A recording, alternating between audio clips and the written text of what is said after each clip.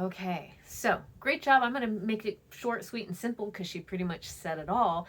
Again, when we come back to this understanding of labels, say, we use this label of racism. What's racism and what's sexism, right? And then we try and address it some way, either legally or socially. And unfortunately, not everyone falls in between these categories, and then they fall between the cracks and then they get lost. And so, those who are trying to, say, hey, I'm being, discriminated, it's not being seen because it's like, well, are we or aren't we here? You don't really fall in between what we're calling as, discrimination. So unfortunately, that is a huge problem. So I hope you learned a lot from that video. I won't go into a huge discussion of it because she does such a good job, but just be mindful of, again, that, we have to find new words to talk about things that are getting lost, in the chaos of everything. So intersectionality are those crossing of the places where some things don't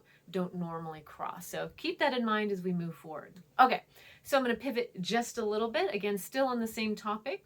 We are going to be talking about inclusive language. And the reason why we do this, again, if we're going to talk about labels, we need to understand identity and why it matters that we use certain descriptions to describe a person versus people.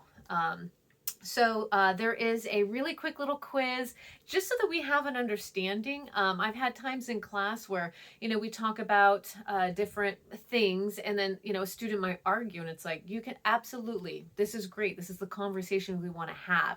But we need to understand why might we have a discussion or, a reason why we say one thing versus the other. So go ahead and take this really quick little quiz and then make sure you've read Inclusive Language Guide. Super easy, go through, get an understanding. You can click back and forth if you need to take the quiz so that we get a really good understanding of how we're going to discuss it in class. Again, you're going to see that it matters to individuals, not necessarily as a whole. Some people do, some people don't, but we're going to, go individually. So anyway, take that real quick quiz and then we'll come back.